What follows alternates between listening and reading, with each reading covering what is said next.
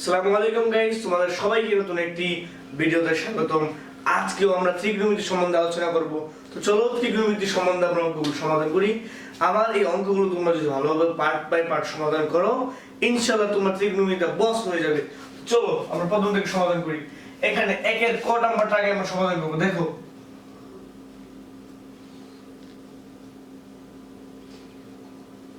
দেখো ক নাম্বারে কি বলেছে, যদি tan b = 5/12 হয় তবে sin b এর মান বের করো। বুঝতে পারছো তো তোমরা? আমি আগে tan b লিখব। দেখো tan b = 5/12, ঠিক আছে? এখানে আমি একটা সমকোণী ত্রিভুজ অঙ্কন করব।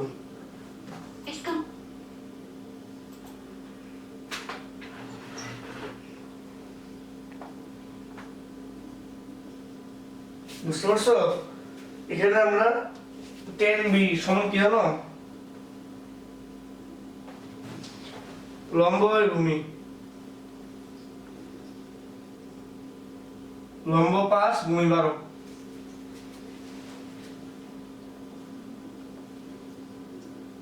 তাহলে অতিভুজ কি হবে? অতিভুজ স্কয়ার ইকুয়াল 5 স্কয়ার যোগ 12 স্কয়ার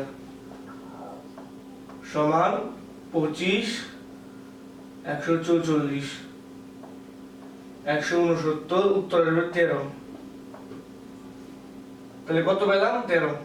আমাকে কি বের করতে বলেছে? sin b। তাহলে আমি এখানে লিখব sin b। sin b আমরা কোনটাকে বলবো? লম্ব বাই অতিভুজ।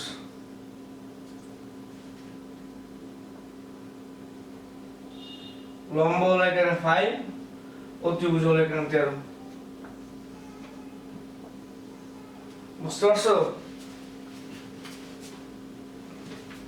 আমরা এখন চলো খ নাম্বারটা সমাধান করি। দেখো খ নাম্বারে কি বলেছে। খ নাম্বারে আমাদের কাছে জানতে চেয়েছে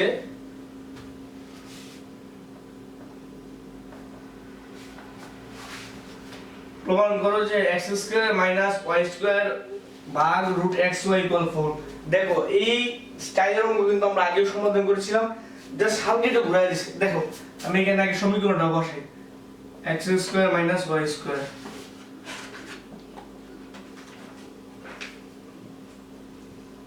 divide √xy = 4।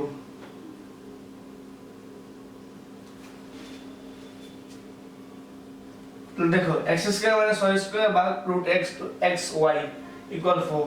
আমরা এখানে ভাগ মানে কি জানো? গুণ হবে। গুণ আর কি হবে? উল্টে যাবে। তাহলে কি হবে? √xy নিচে চলে আসবে, এই পাশে 4। দেখো আমি x² - y² = 4√x কিন্তু লিখতে পারি। বুঝতে পারছো? আর এটা কিন্তু আমাদের একটা কমন ফর্মুলা।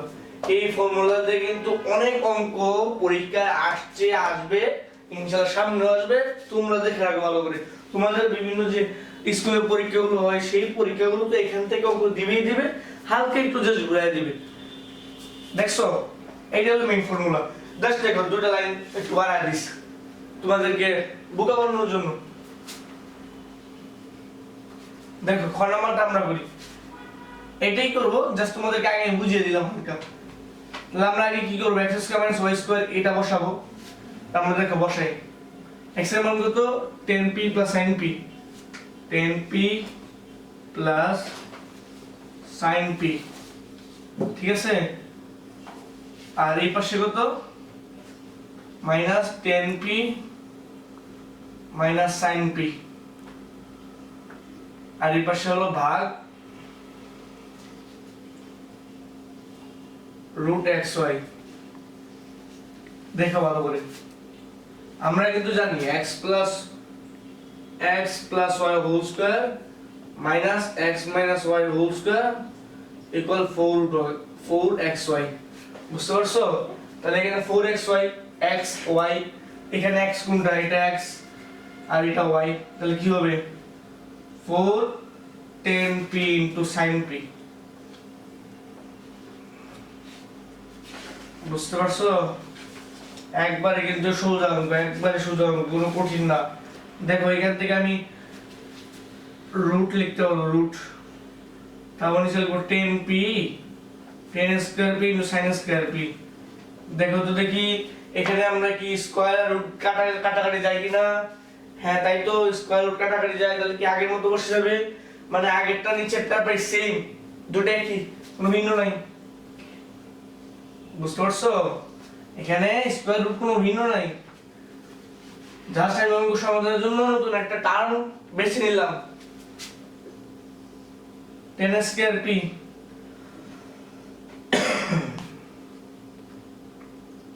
দেখো tan স্কয়ার p, আচ্ছা তোমরা কি জানো sin স্কয়ার p মান কত? 1 cos স্কয়ার p। আর এই পাশে কি হবে, ভাগ রুট xy। এই পাশে আমরা লিখতে পারবো 4, দেখো tan স্কয়ার p এর সাথে 1 গুণ দেব, কত হবে tan স্কয়ার p। আর এই পাশে tan স্কয়ার p এর সাথে cos স্কয়ার p গুণ দিব।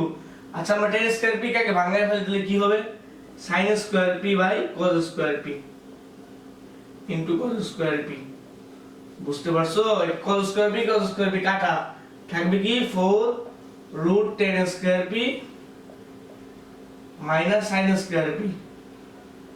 বুঝতে পারছো? আর এই পাশে কি আছে, ভাগ রুট xy। তাহলে নিচে কি হবে, 4 tan p plus sin p into tan p minus sin p ভাগ রুট xy। আচ্ছা দেখো তো, আমরা এটা পুরোটাকে এক করতে পারবো নাকি?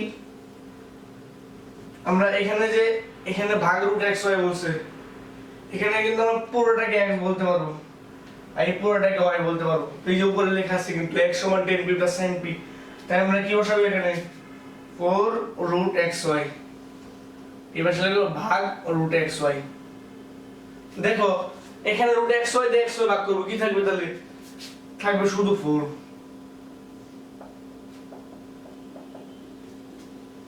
তাহলে কি প্রুফ হইছে? বুঝতে পারছো? একবারে কিন্তু সোজা অঙ্ক, কোনো পেচ নাই, পেচ খালি হালকাই প্রথম 2 লাইন, বাকি পুরোটাই হুবহু অঙ্ক, জাস্ট হালকা তোমাদের ঘুরিয়ে দিয়েছে। তাহলে চলো আমরা নেক্সট অঙ্কে গ নাম্বারে চলে যাই, দেখি আমরা গ নাম্বারে কি কি এক জাদু আছে যেখানে আমাদের জন্য সামনে অনেক কিছু অপেক্ষা করছে। এখানে গ নাম্বারে কি বলেছে, যদি z সমান 4 9 cos a হয়, z এর মান কত, এই যে z এর মান, z এর মান বসাই দিই কত, cos square minus sin square a। কি হবে এখানে, 4 9 cos a, 4 9 cos a, ঠিক আছে? এখানে cos স্কয়ার কে আমরা cos স্কয়ার রেখে দেব, জাস্ট মাইনাস sin স্কয়ার কে লিখবো 1 cos স্কয়ার a, আর এই পাশে 4 9 cos a লিখবো। বুঝতে পারছো তোমরা? জাস্ট খালি আমি একই ধরনের রাশি আনছি, একই ধরনের রাশি আনতেছি, একই ধরনের রাশি, যেটা আমার জন্য সুবিধা হয় অঙ্কটা করতে। cos স্কয়ারে -1 এর সাথে এই পাশে 1 গুণ হলে -1, আর এই পাশে -1 প্লাস 1, 4 9 cos a। দেখো এখানে cos স্কয়ারে কি হবে, 2 cos স্কয়ারে, এই পাশ থেকে তো -9 cos a আনলে এই পাশে আনলে কি হবে, প্লাস 9 cos a, আর এই পাশে -1 আছে আগে থেকে, এই পাশে কি 4, এই পাশে লিখে -4 আর -1 কি হবে, -5 হবে, ইকুয়াল 0। এটা কিন্তু একটা মিডল টার্ম, এটা কিন্তু তোমরা ক্যালকুলেটরে বসায় সমাধান করতে পারবা, বা যারা নিয়মটা জানা আছে তারা সুন্দর করে করে ফেলবা। এটা হলো middle term, law of middle term. 2 cos স্কয়ারে আমি কিন্তু তোমাদেরকে ভালো করে বুঝিয়ে দিচ্ছি, তোমরা সুন্দর করে মনোযোগ দিয়ে ক্লাসগুলো করবে, ইনশাআল্লাহ তোমরা ভালো করতে পারবে।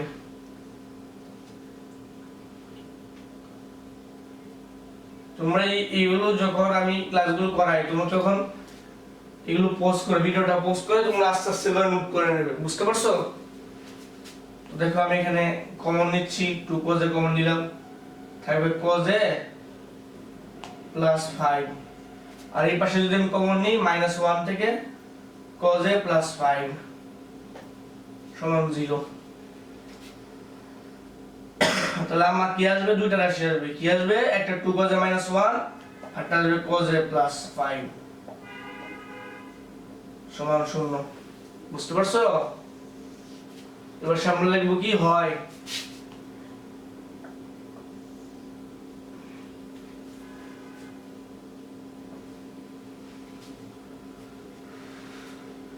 কিভাবে, এখানে দেখো এর মান কত কত হবে, এর মান পাবো দুইটা, একটা হলো cos a plus cos a সমান সমান 5, এখানে a এই পাশে রাখবো আর cosটাকে ওই পাশে নিয়ে যাবো, তাহলে কি হবে cos ইনভার্স 1 আর ব্র্যাকেটে 5 বসবে, আর এই পাশে কি আছে 2 cos a minus 1, 2 cos a minus 1 এই পাশে বসিয়ে দেব, 2 cos a minus 1 equal 0,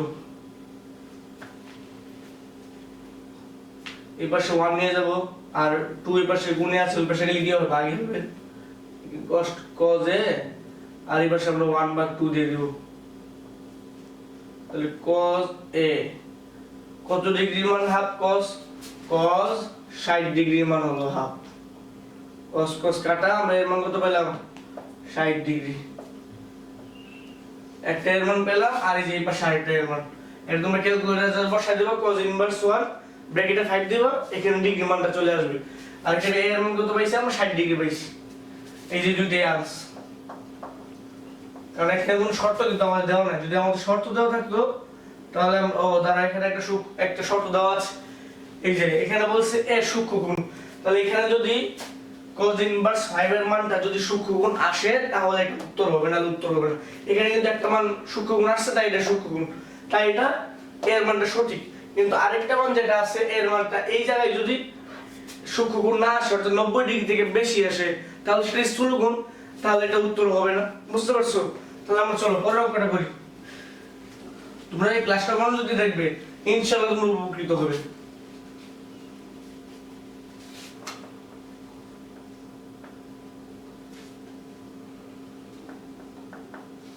দেখো এখানে বলছে দেখাও যে PQ সমান cot θ * cos θ। একটু মনোযোগ দিয়ে দেখো, P আর Q কি করছে, এখানে গুণ করছে, তা আমরা গুণ করে দেব। দেখো কিভাবে গুণ করি, cot θ + cos θ, এখানে গুণ করলো কি Q, Q এর গুণ কত cot θ - cos θ, তাহলে এখানে যদি আমরা করে দিলে কি আসবে, cot square θ minus cos square θ। বুঝতে পারছো?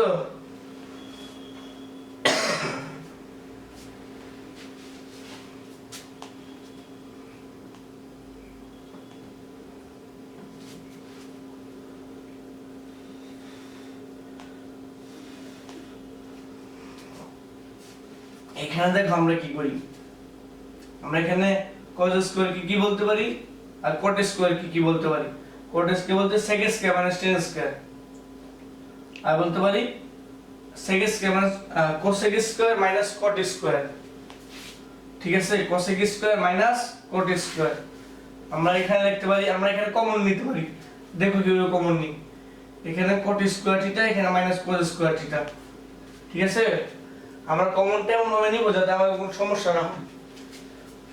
cot স্কয়ার কে বাংলা আমরা কি লিখতে পারি, cos স্কয়ার θ, আর নিচে কি হবে sin স্কয়ার θ, এই পাশে মাইনাস cos স্কয়ার θ। তো উপরে কিন্তু cos স্কয়ার θ আছে, আমরা cos স্কয়ার θ কমন নিয়ে নিব। দেখো নিচে কি আছে, কি হবে তাহলে 1/sin square θ minus 1 cos square θ into cosec square θ minus 1। তাহলে cosec স্কয়ার θ মান কত জানো তোমরা, cosec স্কয়ার θ minus 1। দেখো cosec square θ minus 1 cosec square θ minus cot square θ equal 1। বুঝতে পারছো? cosec square θ minus cot square θ equal 1। আমি যদি cot স্কয়ার θ কে ওই পাশে নিয়ে যাই তাহলে কি হবে, cosec square θ minus 1 equal cot square θ। বুঝতে পারছো? এখানে রুট হবে, এখানে আমি আগে একটা রুট দিয়ে দেব, তাহলে কি হবে কট স্কয়ার থিটা, এখানে কট স্কয়ার থিটা বসিয়ে দেব, আর এখানে রুট হবে, রুট হলে কি হবে এখানে রুট বসিয়ে দেব, এই যে রুট।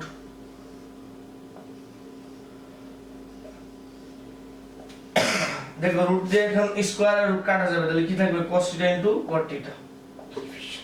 আমাদের অঙ্ক কিন্তু প্রমাণ হয়ে গেছে। আমরা পরের অঙ্কটা করি, চলো খ নম্বর অঙ্কটা দেখি একবার। খ নম্বর অঙ্কটা কিন্তু ঠিক হুবহু আগের অঙ্কটার মতো, তারপর তোমাদেরকে আমি করিয়ে দেবো, কারণ এটা cot আর cos থিটা দিয়ে। চলো আমরা শুরু করি। p square minus q square, p square minus q square, p এর মান কত cot theta plus cos theta, আর q এর মান cot থিটা মাইনাস, q এর মান হলো cot theta minus cos theta.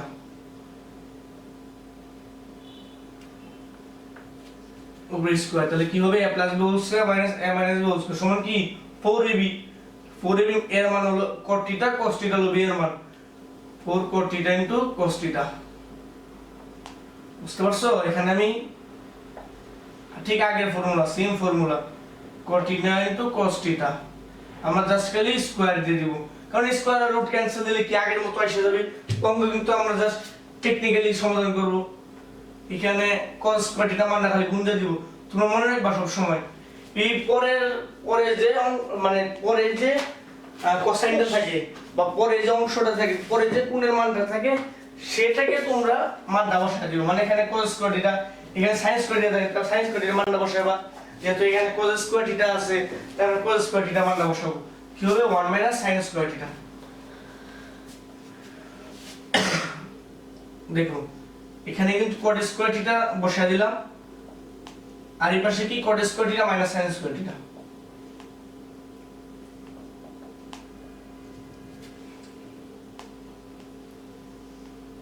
এখানে কিন্তু অঙ্ক আমাদের শেষ, কিন্তু একটু ঝামেলা।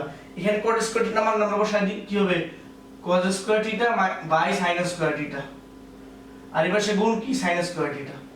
তাহলে কি হবে বলো, sin square theta sin square theta গেছে, থাকবে কি 4 রুট এই যে cot স্কয়ার থিটা, আর উপরে কি আছে cos স্কয়ার থিটা, কি লিখব cot square theta minus cos square theta. বুঝতে পারছো? 4 দিয়ে দিলাম, এখানে কি হবে cot theta plus cos theta into cot theta minus cos theta.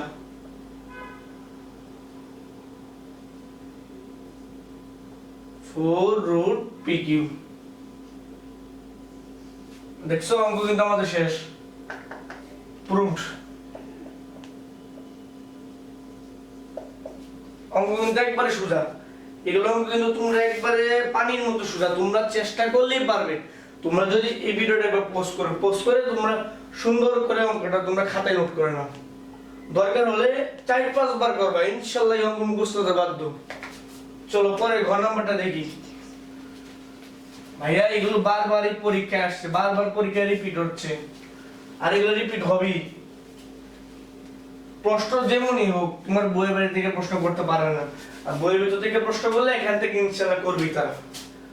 তোমরা এই টেনশন নিয়ে পরীক্ষা হলে যাবে না। দেখো পি আর কিউ এর মান আমরা বসাই দিই।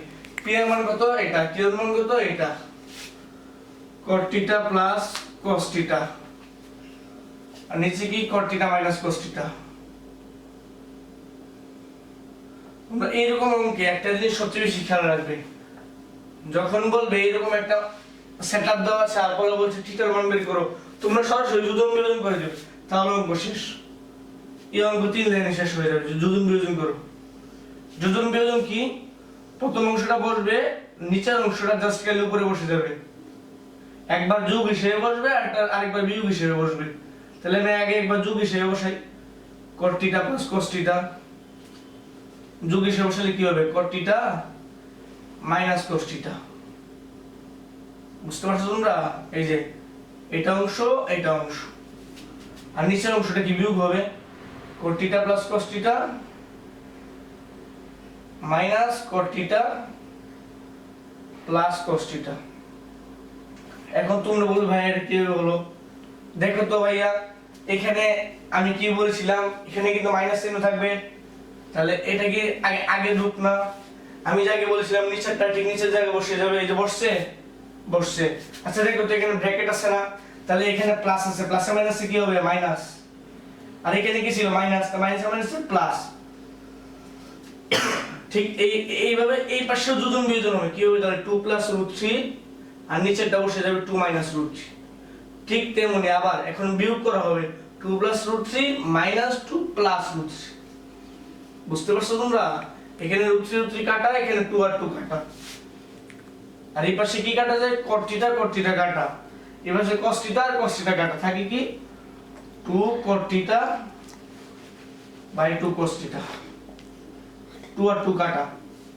আর এই পাশে কি থাকে দেখো তো, এই পাশে কি থাকে, উপরে আছে কি 4 আর নিচে আছে 2√3 2√3।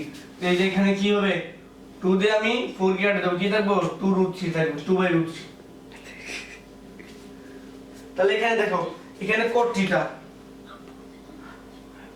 Into 1/cos।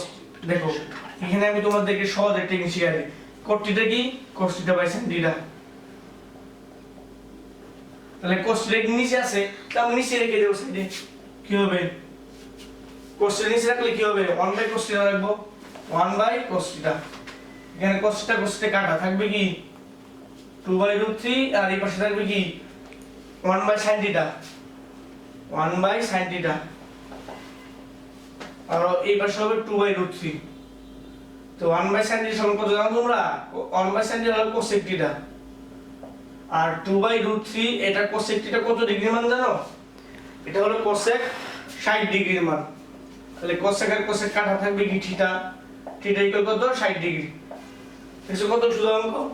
এই যে এখানে কিন্তু আমাদের একটা এও দেয়া দিছে, লিমিটেশন দেয়া দিছে, কি লিমিটেশন 0 ডিগ্রি থেকে বড় এবং 90 ডিগ্রি থেকে ছোট, মান কত পেয়েছে 60 ডিগ্রি।